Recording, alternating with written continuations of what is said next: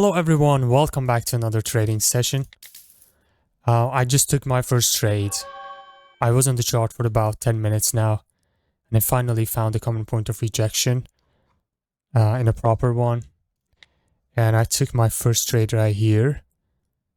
I'm expecting a rejection just like this, and in order to take the common point of rejection, we need to know that what is the market's direction. First thing to check for common point of rejection is that we should be in a ranging market, and then see where the market is coming from. We have this supply, and then we have this demand.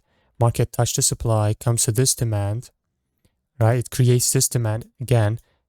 It switches between supply and demand all the time. So now, after touching this demand right here, we know that the market is bullish, plus in a major area, in a major market, we are in a big support area, major support area. So this is the market's direction, and our trade is in the direction of the market, plus we created higher high compared to previous high, and this is a basic market structure pattern in these two candles, and we can see that the bars are strong. Now that was my first trade. I will keep looking for other opportunities. Okay, I would never take any trade on these kind of markets, even if I have a buy setup. Let's say this is a doji break. I would never take this because it's against the trend. You need to understand that you cannot trade like a robot. You have to consider market direction,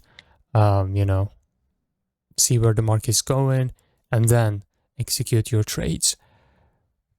Okay, for example, this one, look at this area.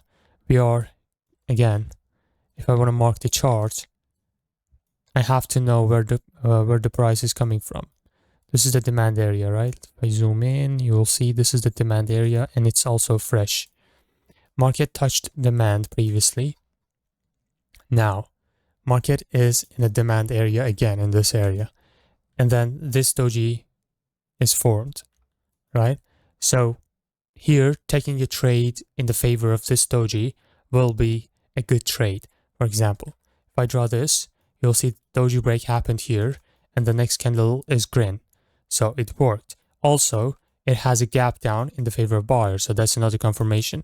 But if you compare this with this doji break from upside, I know it worked, but it's a bit risky because it could go up like crazy, even though there's overlapping area as well. So that's what you need to always consider. I'll keep looking.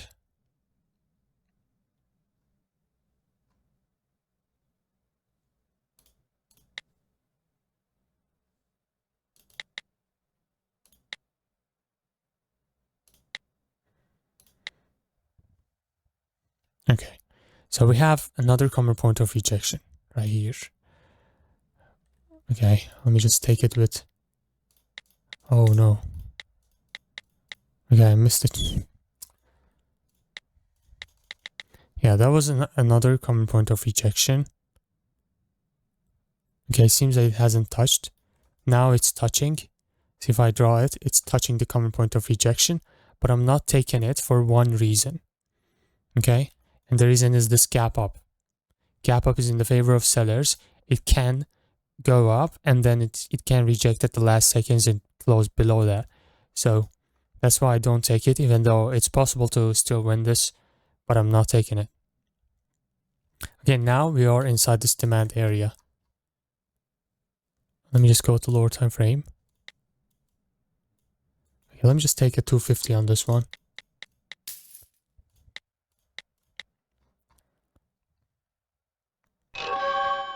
Okay, we took a 250 inside this demand,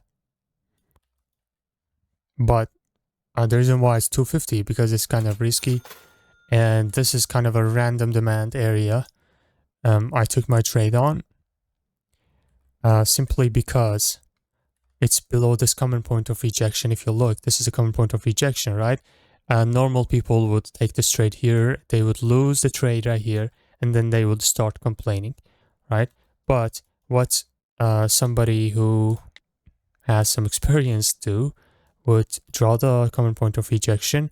Since we have the gap up in the favor of sellers. We know that sellers are strong in this candle, right? It's more likely to have red one, even though we have common point of rejection here and we have ranging market. Now, what would we do?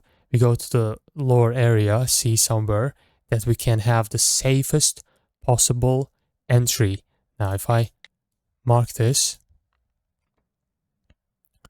this is a random demand. And if I go to the lower time frame, we would have some, look, this is another demand inside that bigger demand area. If I mark this zone,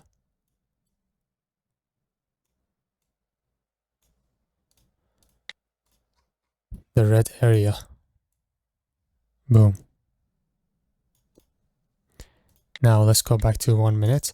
You can see that this entry compared to this entry is, this entry compared to this one is much safer because we are adding another reason to this, and it makes the trade stronger, but still it's in a risky category because we have gap up in the favor of sellers. That's why I took with 250. If there wasn't any gap, I would go with 1,000 on this one. These small points, they make a big difference, and they differentiate the crybabies who take the trade right here and then they start to deny everything, compared to those who really are a trader and they try to maximize their chance of winning. Okay, I'll keep looking.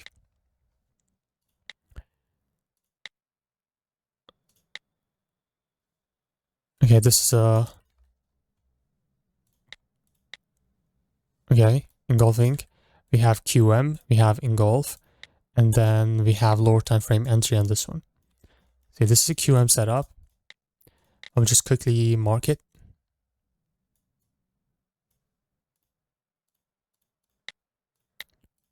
Boom. This is my entry. Now let's check the 3-minute time frame. Yes, the entry is inside the engulf. So now we have a proper QM trade. Now we just need to observe. Okay. See how market's gonna approach this. This is the QM zone, right? Entry below. And this is a kind of the correct QM. And even though we have everything set, it's still, we will have 70% winning ratio. If we take 10 of these trades, we can win 7 out of 10. So it means that we would never expect a 100% winning ratio. If you have 70% winning ratio, you're good.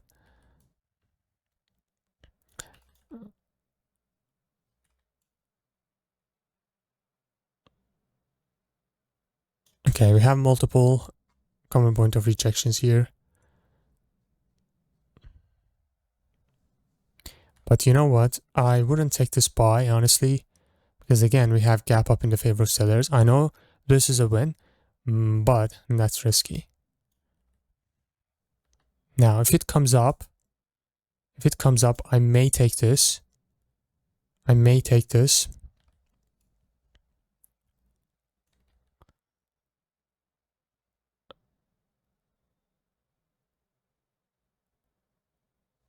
Okay.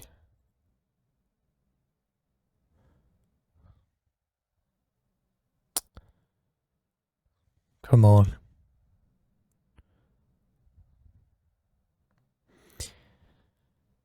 Okay, let's just move on to the next pair. I don't like this. While waiting for the next trade setup, I just want to quickly announce that student intake for mentorship has started. If you're interested in joining and having an active mentor guiding you, check the first link in the description for all the details. We have added some new plans too.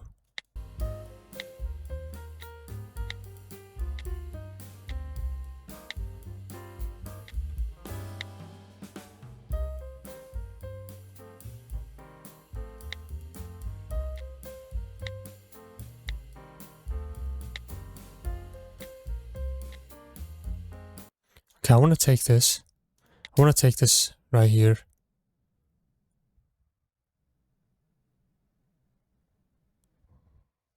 My god, my second entry is trash.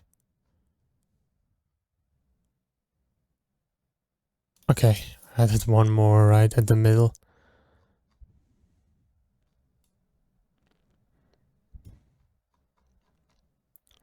Let's see how this is going to close.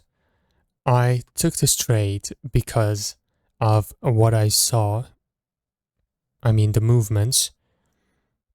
I could see the buyers are dominating on this candle, and they are not able to create a lower low at all. And these two candles told me a lot about buyers' strength. Plus, we are in a QM area, big QM area, buying zone. And this is an order block. That's why I took this, the gap down to favor buyers. Yeah. I'll keep moving. All right, now we're breaking some big overlapping area. Now, if we get this retracement, we can expect a drop. If we just ignore this breakout, market will go up until somewhere up here. Let's see. What is this? Okay. Where was the... Okay. Which one was the trade we were talking about? Oh my god. The random... Okay, this one. Yeah, so the market is bullish now. If I have a buy, I would take it. And this is a false third touch breakout. Let's just move on to the next pair. Yeah, of course this is bullish. Even if we get this red one, it's still bullish. No gaps between the candles, strong candles, right? The sellers are done here.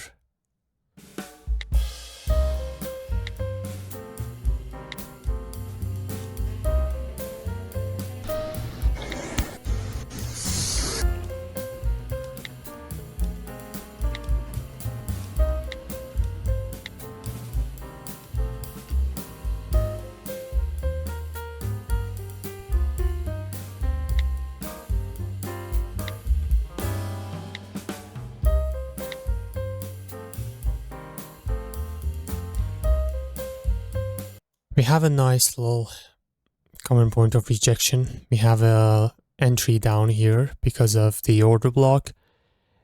Previously we have some QM which worked. Let's just see.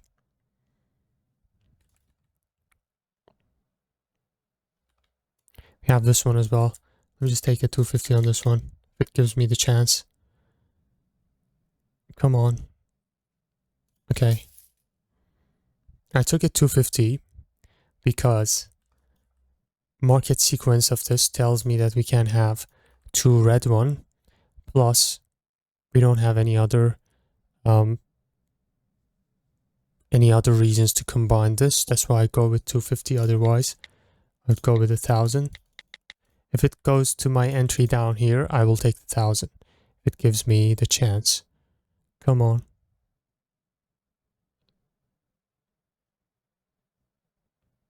Not anymore. Oh shit, it rejected from my entry. I think if I was taking the trade, it would close on my next candle, which is not good. And it's rejected from my entry, so...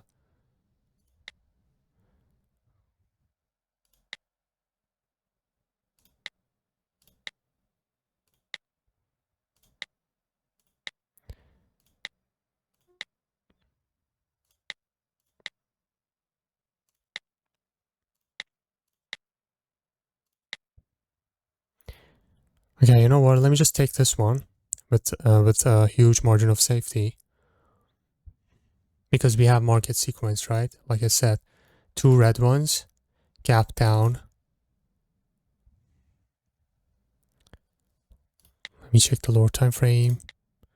We have lower time frame entry, the blue zone. Oh, we have another entry down here. Oh my god. I go two more here. Let's get it. On the next candle.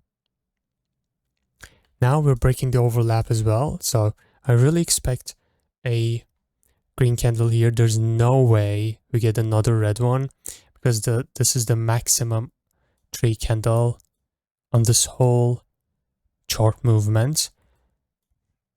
It didn't give us the maximum 2, but now it has to give us the maximum 3. If it gives another red one, it would be very abnormal, let's say. Well, let's just wait and see how this chart is going to close and how this candle is going to close. Obviously, I will take a break if I lose this, but there's a high chance that I will win this.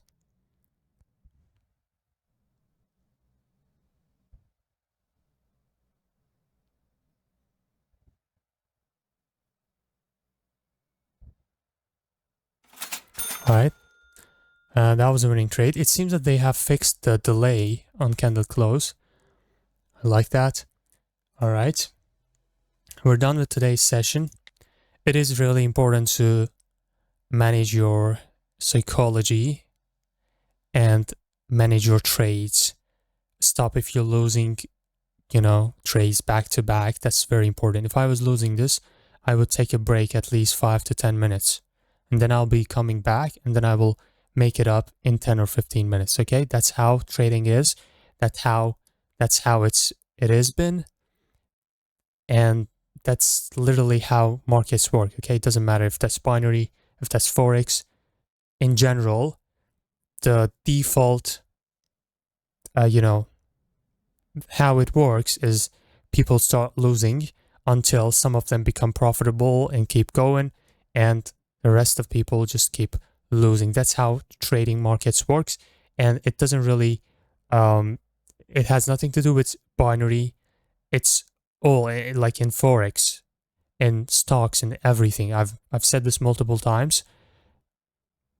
In financial markets, most of people will keep losing, right? That's how it is. You can Google that, and there's no secret about that, right? That's the first step you need to. That's the first thing you need to realize when it comes to financial markets, and only invest what you can afford to lose. Okay. Thank you for watching. Do not forget to join the official Telegram channel, and peace out.